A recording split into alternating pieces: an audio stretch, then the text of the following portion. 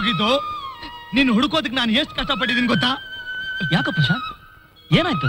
ಏನಾಯ್ತಲ್ಲ? ನೋಡು, ಇವರೆಲ್ಲ ಸೇರ್ಕೊಂಡು ನನ್ನ ಹುಚ್ಚನ್ ಮಾಡಕ್ ಹೊರಟಿದ್ದಾರೆ. ನೋಡು, ನೀನ್ ಸರಿಯಾದ ಸಮಯಕ್ಕೆ ಬಂದಿದ್ಯಾ, ಸರಿಯಾದ ಸಮಯಕ್ಕೆ ಬಂದಿದ್ಯಾ. ನೋಡು ನೋಡು, ಇದರಲ್ಲಿ ನನ್ನ ಹೆಂಡತಿ ಯಾರು ಅಂತ ಹೇಳೋ, ನನ್ನ ಹೆಂಡತಿ ಯಾರು ಅಂತ ಗುರ್ಸೋ. ನಿನ್ನ ಹೆಂಡತಿನ ನಾನ್ ಗುರ್ತಿಡಿಬೇಕಾ? ಹೌದು ಕಣೋ, ನಗ್ಬೇಡ ಪ್ಲೀಸ್ ಪ್ಲೀಸ್. ಏನ್ ಬಾಬಿ, ನಿಮ್ ಗಂಡಂಗೆ ಏನಾಗಿದೆ? ನನ್ನ ಹೆಂಡತಿ ನೀನ್ ಗುರ್ತಿಡಿ ಅಂತ ಹೇಳ್ತಾ ಇದ್ದಾನೆ. Ramesh. Hi mister Raghu. Hi Ramesh. ನಿಮ್ ಭಾವ ಯಾಕೆ ಸಿಲ್ಸಿಲಾಗಿ ಆಡ್ತಿದ್ದಾನೆ ಇವತ್ತು? Ramesh, stop it, stop it.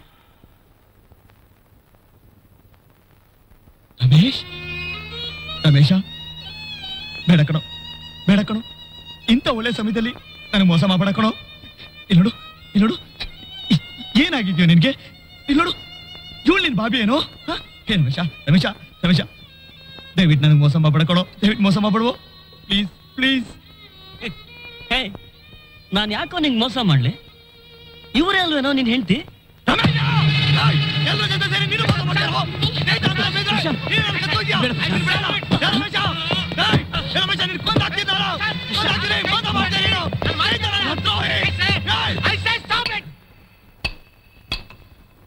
ಹಜಾರ್ ಸಾಕ್ಷಿ ಹೇಳಿಕತ್ತವ ಈಗಿನ ನಿಮ್ ಹೆಂಡತಿ ಅಂತ, ಆದ್ರೆ ನೀನ್ ಮಾತ್ರ ಒಪ್ಲಿಕ್ಕೆ ತಯಾರಿಲ್ಲ.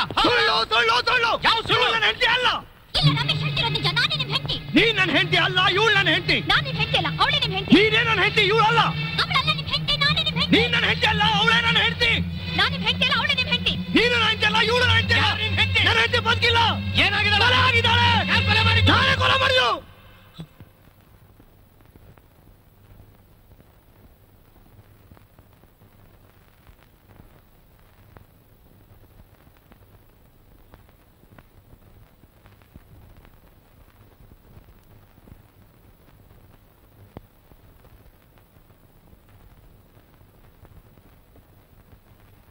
Thank you mister Prashant.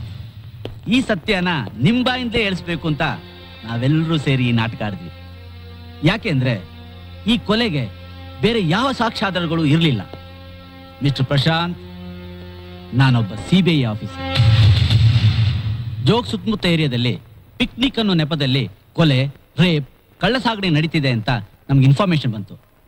ಆ ಇನ್ವೆಸ್ಟಿಗೇಷನ್ ನಾನಲ್ಲಿದ್ದಾಗ ಒಂದಿನ ಅಕಸ್ಮಾತ್ ಆಗಿ ನಿಮ್ಮಿಬ್ಬರನ್ನ ಫೆರಿಲ್ ನೋಡಿದೆ. ಗಂಡ ಹೆಂಡತಿ ಅಂದ್ಕೊಂಡು ಸುಮ್ಮನಿದ್ದೆ. ಆದ್ರೆ ಅವತ್ತೇ ಜೋಗ್ ಫಾಲ್ಸ್ ಪೊಲೀಸ್ ಸ್ಟೇಷನ್ ನೀವು ನಿಮ್ಮ ಹೆಂಡತಿ ಕಾಣೆಯಾಗಿದ್ದಾಳೆ ಅಂತ ಕಂಪ್ಲೇಂಟ್ ಕೊಟ್ರಿ. ಅದೇ ಸಂಜೆ ಇವಳು ಸಾಗರ್ ಟ್ಯಾಕ್ಸಿ ಸ್ಟ್ಯಾಂಡ್ ಅಲ್ಲಿ 5 ಅಲ್ಲ 10,000 ಬೇಕಾದ್ರೂ ಕೊಡ್ತೀನಿ, ಅರ್ಜೆಂಟಾಗಿ ನಾನು ಬೆಂಗಳೂರು ಡ್ರಾಪ್ ಮಾಡಿ ಅಂತ ಡ್ರೈವರ್ಸ್ಗಳ ಹತ್ರ ಬೇಡ್ಕೋತಾ ಇದ್ಲು. ನನಗೆ ಯಾಕೋ ಇವಳ ಆಕ್ಟಿವಿಟೀಸ್ ನೋಡಿ ಡೌಟ್ ಬಂತು. ಹಾಗೆ ಇವಳನ್ನ ಫಾಲೋ ಮಾಡಿದೆ. ಡ್ರೈವರ್, ಅರ್ಜೆಂಟಾಗಿ ಬೆಂಗಳೂರಿಗೆ ಹೋಗ್ಬೇಕು. ಬರ್ತೀನಿ. ಇಲ್ಲಮ್ಮ, ಬರಕ್ಕಾಗಲ್ಲ. ಹಾಗೆ ಹೇಳ್ಬೇಡಿ, ನಾನು ಅರ್ಜೆಂಟಾಗಿ ಬೆಂಗಳೂರಿಗೆ. ಇಲ್ಲಮ್ಮ, ಆಲ್ರೆಡಿ ಬುಕ್ ಆಗಿದೆ. ಎಷ್ಟು ದುಡ್ಡು ಬೇಕಾದ್ರೂ ಕೊಡ್ತೀನಿ. ದುಡ್ಡಿನ ವಿಷಯ ಅಲ್ಲಮ್ಮ, ನೀವು ಬೇರೆ ಯಾವ್ದಾದ್ರು ಕಾರ್ ನೋಡ್ಕೊಳ್ಳಿ, ಅಲ್ಲಿ ಬೇಕಾದಷ್ಟಿದೆ. ಪ್ಲೀಸ್. ಅಯ್ಯೋ, ನಾನು ಹೇಳೋದು ಅರ್ಥ ಮಾಡ್ಕೊಂಡಮ್ಮ. ನೋಡಿ, ನಾನು ತುಂಬಾ ಅರ್ಜೆಂಟ್ ಕೆಲಸ ಇದೆ ಬೆಂಗಳೂರಲ್ಲಿ. ಡ್ರೈವರ್, ಅರ್ಜೆಂಟಾಗಿ ಬೆಂಗಳೂರಿಗೆ ಹೋಗ್ಬೇಕು, ಬರ್ತೀರಾ? ಇಲ್ಲಮ್ಮ, ಆಗಲ್ಲ. ಪ್ಲೀಸ್ ಹಾಗೆ ಹೇಳ್ಬೇಡಿ, ನಿಮ್ಗೆ ಎಷ್ಟು ದುಡ್ಡು ಬೇಕಾದ್ರೂ ಕೊಡ್ತೀನಿ. ಆಗಲ್ಲ ಅಂತ ಹೇಳಿದ್ನಲ್ಲಮ್ಮ. Excuse me madam, yes. ಅರ್ಜೆಂಟಾಗಿ ಬೆಂಗಳೂರು ಹೋಗ್ಬೇಕಾ? ಹೌದು ಸರ್, ಅರ್ಜೆಂಟಾಗಿ ಹೋಗ್ಬೇಕು. ನಾನು ಬೆಂಗಳೂರು ಕಡೆನೇ ಹೋಗ್ತಾ ಇದ್ದೀನಿ. If you don't mind, shall I drop you? ಅದು ಯಾಕೆ ಯೋಚನೆ ಮಾಡ್ತಾ ಇದ್ದೀರಾ? I am like your brother. Come on, ಕೂತ್ಕೊಳ್ಳಿ. Thank you.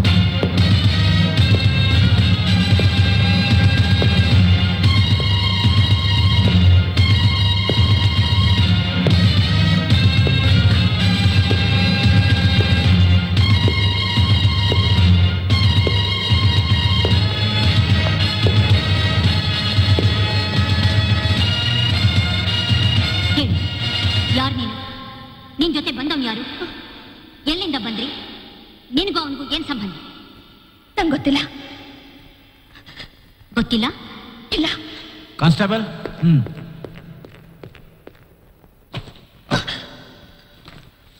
ಎಲ್ಲಿಂದ ಬಂತು ಈ ಹಣ? ಎಲ್ಲಿಂದ ಬಂತು?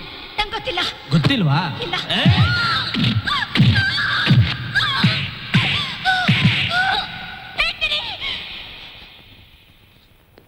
5 ಲಕ್ಷ ರೂಪಾಯಿ ಕೊಡ್ತೀನಿ, ನನ್ನ ಹೆಂಡತಿಯಾಗಿ ಯಾಕೆ ಮಾಡೋದು ಹೇಳ್ದ.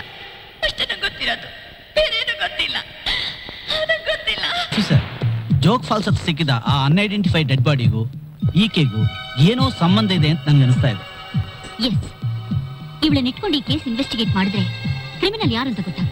You are right. ನಾವ್ ಈ ಮನೆಗೆ ಬಂದು ಸೇರ್ಕೊಂಡ್ಮೇಲೆ ನಿಮ್ಮ ಎಲ್ಲ ಆಕ್ಟಿವಿಟೀಸ್ ಬಗ್ಗೆ ನಮ್ಮ ಆಫೀಸರ್ಸ್ ನಮಗೆ ರಿಪೋರ್ಟ್ ಮಾಡ್ತಾನೆ ಇದ್ರು. ನೀವು ಒಂದಿನ ಕುಡಿದ್ಬಿಟ್ಟು ಬಂದು ನನ್ನ ರೇಪ್ ಮಾಡೋ ಪ್ರಯತ್ನ ಪಟ್ರಿ.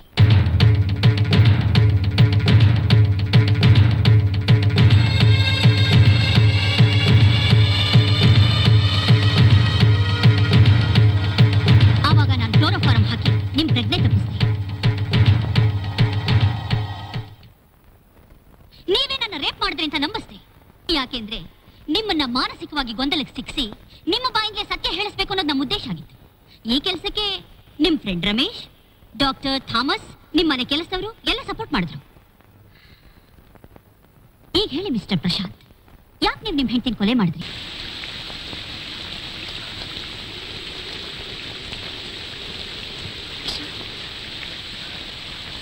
ನನ್ನ ಹೆಂಡತಿನ ಯಾಕೆ ಕೊಲೆ ಮಾಡಿದೆ ಅಂತ ಕೇಳಿದ್ರಲ್ಲ, ಅದಕ್ಕೆ ಕಾರಣ ಇವನೇ.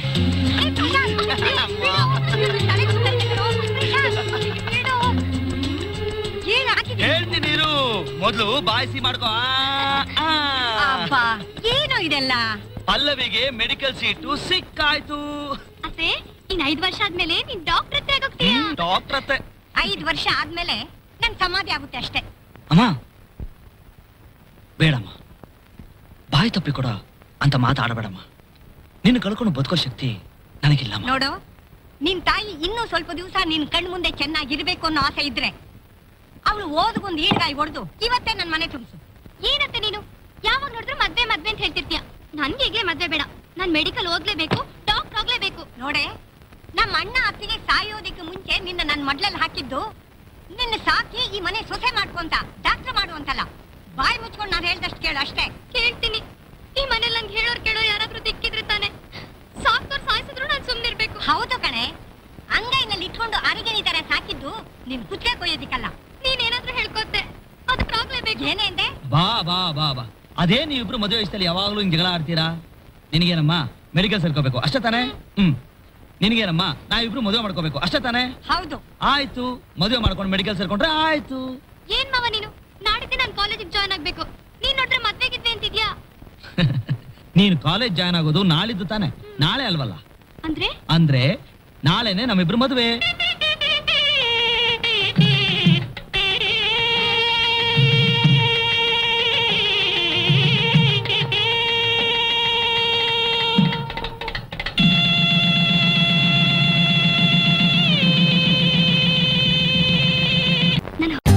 For more updates, like, comment, subscribe to our channel.